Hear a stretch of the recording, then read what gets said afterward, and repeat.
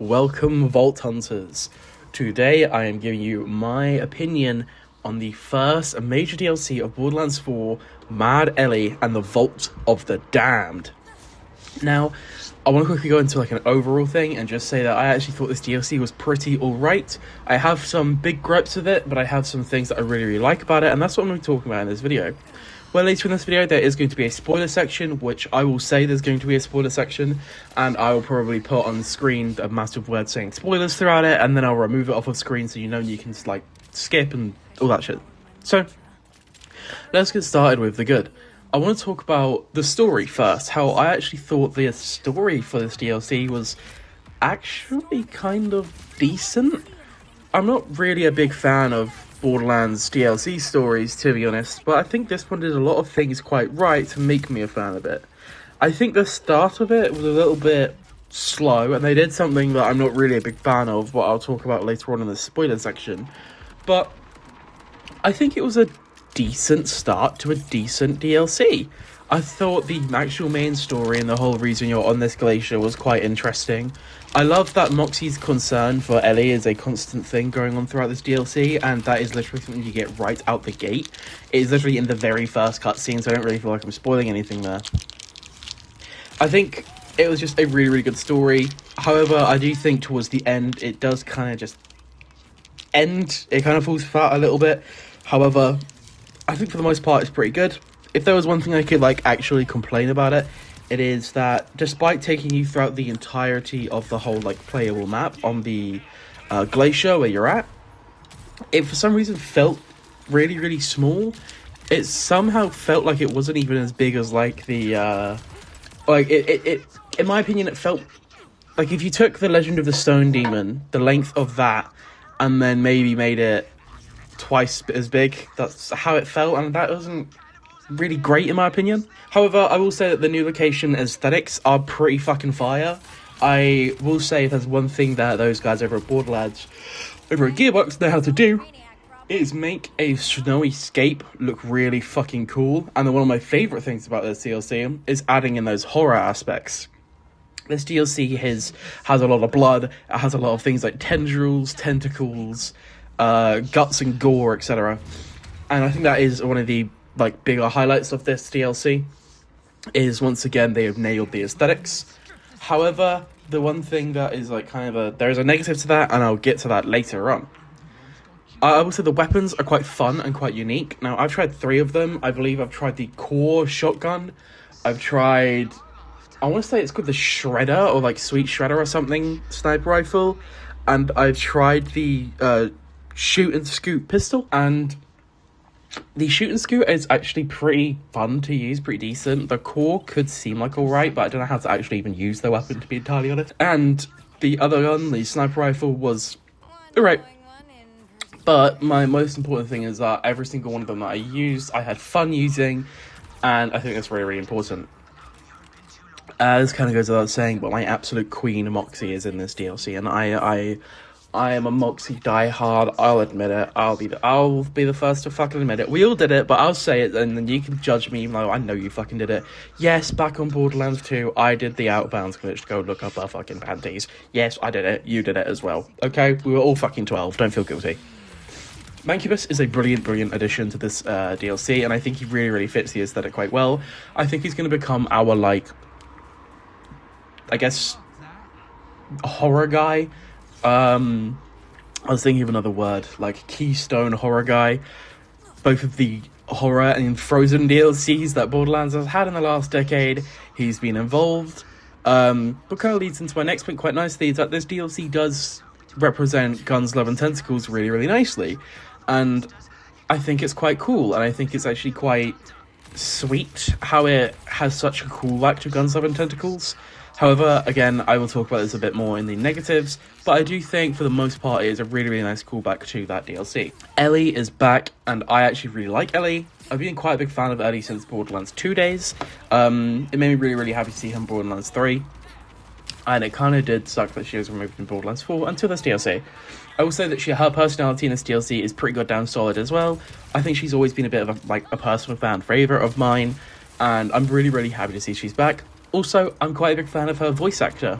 Ellie's voice actor, if you don't know, is quite esteemed, and one of the most craziest things that I like to point out, what is just like kind of mind-blowing, is that Ellie's voice actor is the same voice actor for Rias Gremory in High School DxD. If any of you have ever seen that? Well, it's just kind of crazy. No, did I mention Moxie? Oh, my queen is back. My queen. Anyway, good flow. The DLC has a really, really solid flow. Other than a couple points, but again, I'll talk about later on, I felt like I was pretty consistently going from thing to thing to thing to thing, and I never really felt like I was getting slowed down artificially.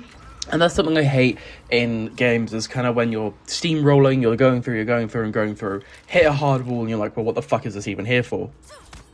Did I mention Moxie? My fucking queen, bro. I love her so fucking much. Anyway, there's a lot of weight in the story. I'll talk about this a little bit more in the spoiler section, especially in that last mission, especially if you're a fan of Moxie and Ellie like I am, then I really, really felt like there was a lot of weight going into that last area. But yeah, there's not really much else to say there. I think the landscape of this DLC is quite fucking beautiful as well. I think I'm constantly kind of sat around looking off into the distance and admiring the plains around me, per se. I think the underground glacier part was really, really cool. I think the above ground glacier part is really cool. The Redacted and the third sector is really fucking cool. I think there's a lot of really, really cool areas in this whole DLC, especially that final area. That thing is like aesthetic on crack. I think that place is completely fucking amazing. I think Cash is a really, really cool Vault Hunter. Now, I didn't play him too much. I played him for about an hour and then decided I wanted to do the rest of the DLC on my Rafa and then come back to my Cash. But the time that I had on him, he felt very fun, consistent, and to be honest, overall a great time. I'm personally quite a big fan of his pistols in his red tree, I think. And when I eventually make a Cash build, it's probably going to be on his pistols, maybe on his totems as well, because I quite liked the totems. And lastly, but absolutely not least, is my queen Moxie again. Oh my fucking god, bro. Oh my fucking god. Anyway, the bad. So, I'm gonna come out this gate kind of swinging. And I want to say that I found the pearls to be quite bad. Now, I haven't actually seen any of them myself. However, I've seen at least one on Twitter posted by Epic LNG. And it's called the Soul Survivor. And how it works is when you were the last surviving person, but the more players that are in Fight for Your Life, the more damage it does. What means if you play solo, like 95% of us, you are never going to be using that gun. It is a gimmick, and I have strong opinions on gimmick weapons. I fucking hate them, and that's exactly what that gun is. So it's never going to get used, and my opinion on pearls in this DLC are fucking bad. A lot of the kill enemy type of mission progress is in this DLC. I remember in one of the later half missions of the DLC, you start it, you go to an area, you kill enemies, open a door, kill enemies, open another door, kill enemies, wait for an elevator, kill enemies, go up the elevator, kill enemies, go into a room, kill enemies, grab a disk drive, kill more enemies, place the disk drive in, and by the time I got to this point in the mission, I was so, done with just mindlessly shooting my fucking gun for the last 25 minutes that the second I saw that it wasn't a kill enemies section, I just ran past every single mob. Yeah, I could have sat there and got the XP because they increased the level count. And yeah, I'm on the fucking UVH6, so it would have gave me a lot. I don't give a fuck. I'm not going to sit there for 20 minutes mindlessly shooting enemies so you can artificially pad your fucking DLC.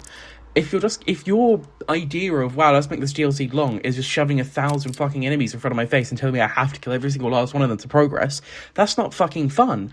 And I've had this problem with Destiny for forever. Destiny's way of progressing its missions is you deploy your ghost onto a fucking wall or a gate or something, and then you just kill enemies for 5 minutes, and then you can go through it. And I hate to say it, but at least, Destiny's gunplay and the way that you kill stuff in that game flows and feels really nice. And I don't think there's something in Borderlands 4 that can, I can sit here and confidently stand out and say that the gunfights and the gun feel in this game is spectacular. It's just all right. And they're not Destiny, bro. They're not Destiny. It doesn't help as well that, with how the game is, on my level 51, 52 Rafa, I'm just going to be using my fucking bod, because the bod is the best gun in the fucking game. So I'm using the same gun I've been using for the last 5 months, on the same build I've been using for the last 5 months, killing everything the exact same for the last 5 months. The only difference is that sometimes they're unique enemies, other times it's just more fucking creeps.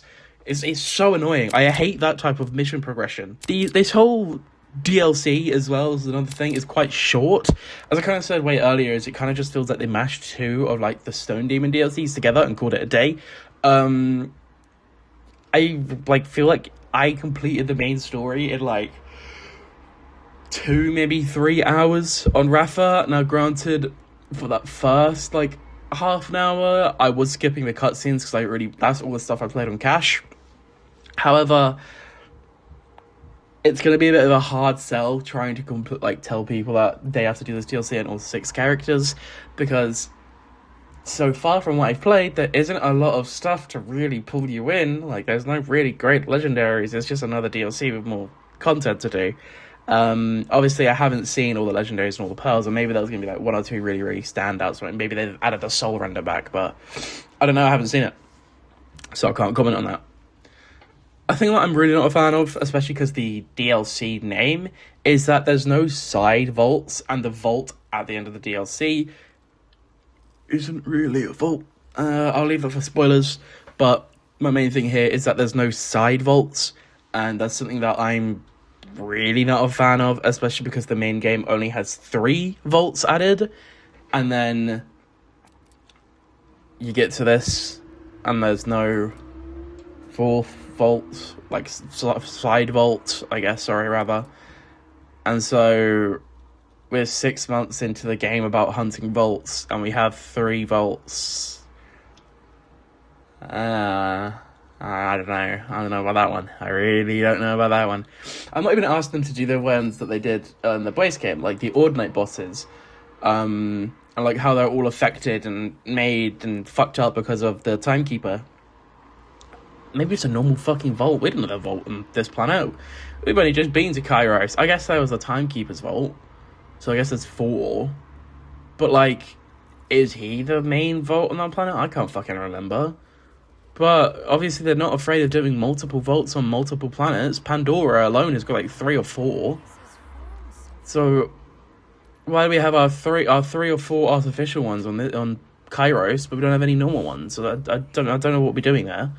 Anyway, I feel like this DLC ended quite abruptly, and it's like kind of feels very sudden and not in a good way.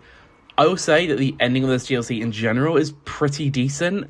However, I was waiting for another big bad that never came, and that's something I'll get into the spoiler section as well. I feel like half of the bosses in this DLC are just rift bosses, and that's not good at all. There's something that we've complained about consistently with just Borderlands 4 itself, and is that the amount of DLC pieces of content or enemies or even just bosses in the game in general that are just shoved into rifts is something that is just like violently disgusting, and I fucking hate. And maybe mainly it's because it's just RNG, and I think having RNG to even get the boss you want and then RNG to get the loot you want is just like a just disgusting way of like balancing things.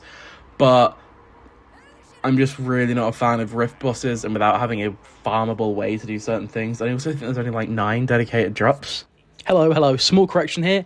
It's 9 dedicated drops from the rift bosses, and the rift bosses don't have dedicated spawns, so there's essentially 9 legendaries that are just complete RNG outside of the actual DLC itself, but it's something I'm really, really not a fucking fan of.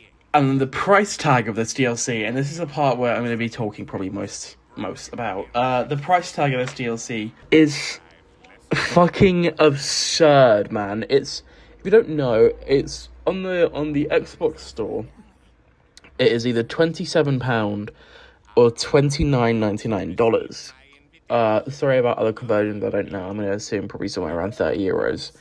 So basically you're paying 30 for this DLC.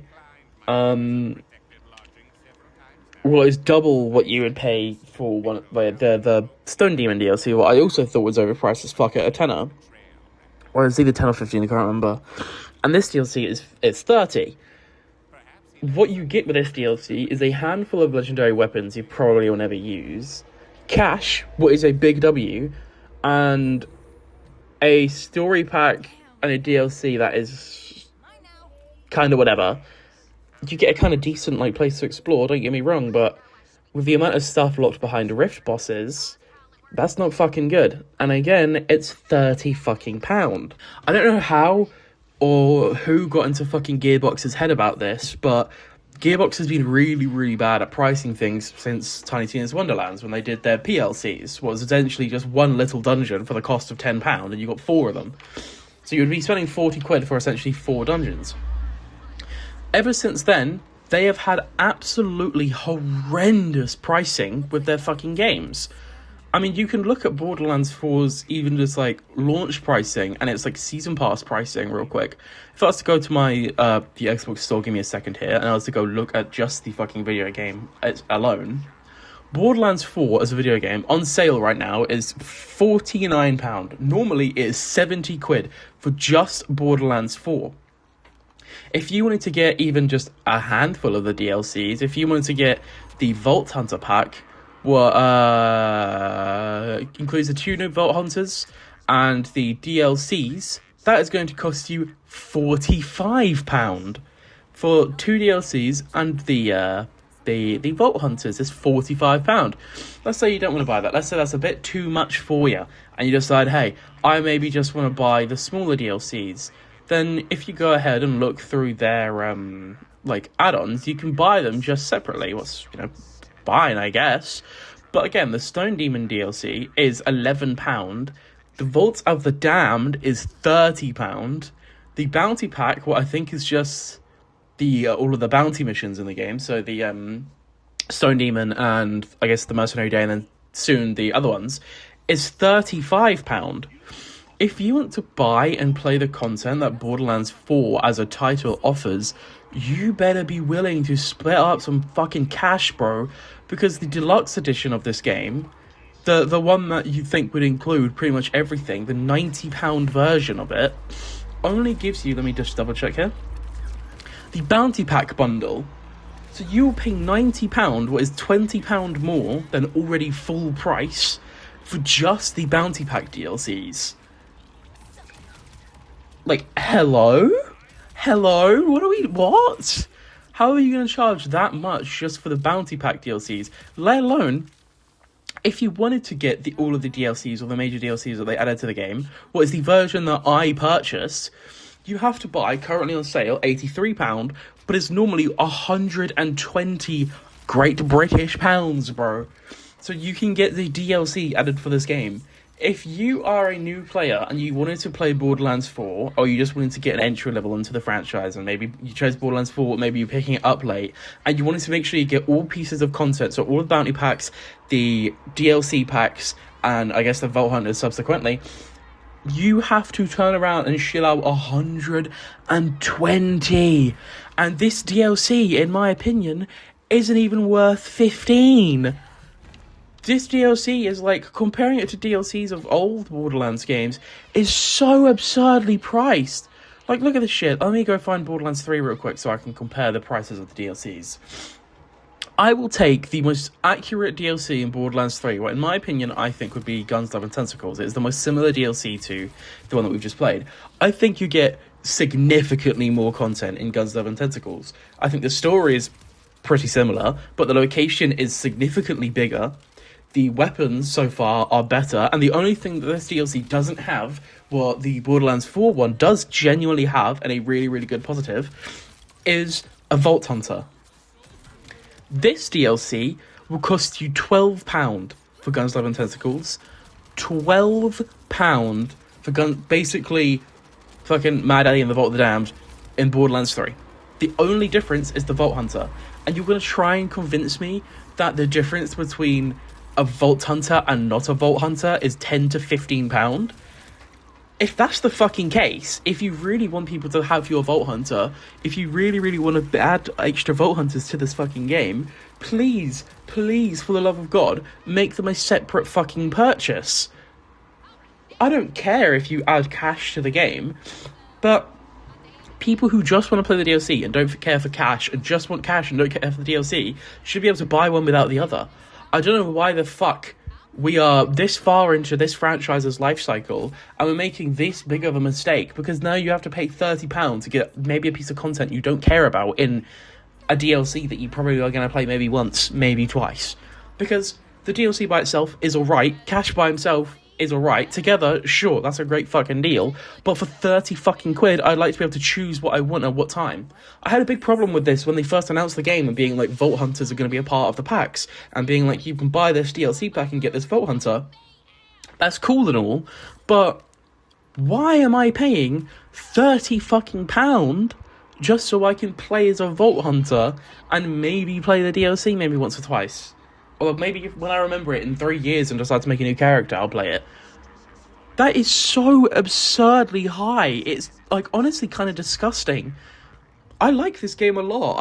I'm quite a Borderlands 4 enjoyer, but no fucking way in Sam Hell if I didn't own the deluxe edition, am I paying £30 for this DLC? And in no way, Sam, like, way or hell am I going to tell you that you should buy this DLC because it's priced so absurdly high and you get half of Guns, Love and Tentacles for double the price. The only actual thing was like, I guess sure you could like really put it out there for charging a bit is the Vault Hunter. But again, that's such a cheap way of just like boosting revenue and boosting clicks and boosting people who want to pay for it, because you're putting something that people actually want in with something that people probably don't want. And that goes for both if you're a DLC fan or a cash fan. It's absurd, and I think the pricing of this DLC and DLCs going forward needs to be looked at. I even think Legend of the Stone Demon at like £12, £11, whatever it is too high because you get fucking nothing in that. And this DLC does not help that case at all. I mean, that's kind of the end of my rant here. I'm just not a fan of the pricing of this anyway. What leads me on to the third section of this video, what is our spoilers section. Now, I'm going to be putting your warning up here, and I will take the warning off the screen so you know you can come back. I don't know how long this section is going to be, but maybe just skip a few minutes ahead. But what I'm going to say here is spoilers are ahead. So I'm going to immediately come out of this gate swinging, saying Pickle dies pretty much instantly, seemingly. Maybe there's a side quest where you can unfreeze him, I don't know. But this is something I'm really not a fucking fan of at all. I don't really like when they bring back new fan favourite characters, or old fan favourite characters rather, just to pretty much instantly, seemingly kill them off. I understand why they did Pickle, because they maybe wanted to have somebody with weight at the start of the DLC getting killed, be like, wow, look at this threat. But at the same time, like, Pickle is a cool character, and I almost find it a little bit disrespectful to the pre-sequel, where you have a character who is probably one of the only maybe 3 characters who are like that of that game, and then immediately your first choice with him is to fucking slime him. Not really a big fan of that. I want to say next is that the main story of this DLC kind of hits hard if you are a fan of like Moxie and Ellie. Otherwise, it's kind of whatever. I personally found the last mission to be like really strong. Mainly because I really care about Moxie, and going into Borderlands 4, I had this irrational fear they were going to kill her off, but they never did, thankfully.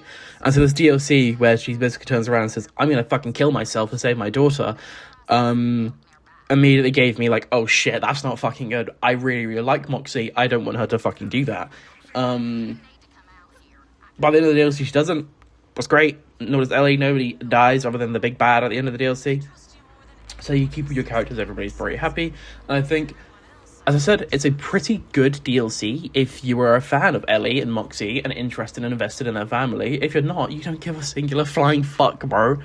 I want to say, speaking of Moxie and Ellie, the reveal of who Ellie's dad is, being this guy called Elliot. I like the name situation going on there. It's just so fucking whatever, to be honest. I personally was a hardcore believer that Ellie's dad should have been one of the previous Vault Hunters who Moxie has done stuff with.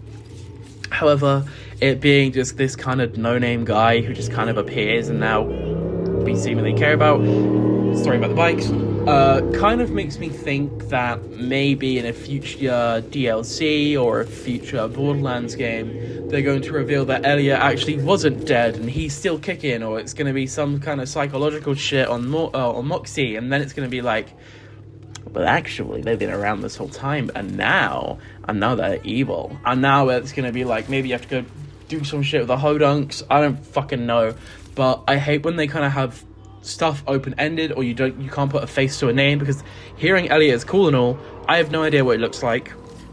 I have no idea what's going on with him. I don't really care for him.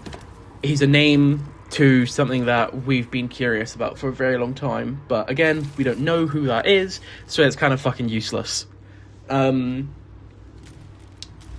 think the DLC as well is too similar to Guns, Love and Tentacles, and as much as that was a thing that I said earlier on, it's a bit as a positive, it's a little too similar in a way that I'm not quite a fan, to the point where the story is pretty much almost identical, where it's like, here you have a crashed ship on an alien part of this planet, and we have weird fantasy horror tentacle thing going on with lots of blood and gore, and it's revealed that they've all been dead all along. You know, you're dealing with a family crisis on this place, the same way you deal with a family crisis in Guns, Love and Tentacles with Hammerlock and obviously the husband and the heart, the girl in the heart. Sorry. The ending boss of this DLC was also really, really disappointing, but again, it's almost like they wanted to do Guns, Love and Tentacles 2, but they wanted to do it just a little bit different so that you can't turn around and call it Guns, Love and Tentacles 2. But I don't give a fuck, I'm calling it Guns, Love and Tentacles 2 because that's exactly what the fuck it is, except if it was a bit of a fucking downgrade. I think I said I was going to talk some more about stuff in this last area. Oh yeah, vaults. So at the end of the DLC, obviously you have your big vault of the damned or whatever, but that isn't really a vault. It doesn't feel like a vault, doesn't look like a vault. It's just a place with a big like V, and the place you're going into, the megalith or whatever the fuck it's called, doesn't really ever get explained about what it is, other than it just kind of fucks with your head. And now we've got this big old shape thing, what is from Borderlands pre-sequel, splitting open, and then you go into it, and that's when you go fight the big guy. But the big guy is literally just like one of the enemies you've really been fighting throughout all the DLC, which like whatever, I guess. It didn't have like a cool phase 2 or anything. It was literally just a model of a guy you've been fighting all the game, and then he's got tentacles on his back. Was cool. And yeah, I think the horror aspects are quite a big win. I love how you get teleported in and out of the Dahl ship, and you hear the conversation between Robbie and the captain, and I think that story got developed really, really nicely throughout this DLC. Anyway, I'm going to end my spoiler section right here. I'm moving to overall rating. So if you're coming back, you are now pretty good. You're good. No more spoilers from here on out. My overall rating for this DLC is maybe like a 5 out of 10, to be honest. And even then, I think that's a little bit high. I think the price tag hurts it quite a lot. If it was more reasonably priced, like 10, 15, or you could buy the Vault Hunter and the DLC separately, I'd be happy with maybe putting in like a 6 or maybe even a 7. But the fact that you can't do that, it's 30 quid, you get maybe 2 mini DLCs lengths, and the weapons aren't rewarding. The only thing that's really, really carrying it for me is that I am an absolute diehard Moxie fanboy, and she does a lot of stuff, and it's very, very cute to see her in this DLC, especially with the way that she acts with Ellie. The story is pretty decent, I will definitely say that as well, but my overall opinion on this is maybe like a 5 out of 10, could go up to a 7, like a 6 or a 7 out of 10, if it was more reasonably priced, and I haven't done the side quests yet, so maybe they'll carry it. Anyway, I'm going to leave it there. I hope you enjoyed, and if you have, please leave a subscribe, and maybe even a like, and maybe even a comment, and if you didn't, then fuck off.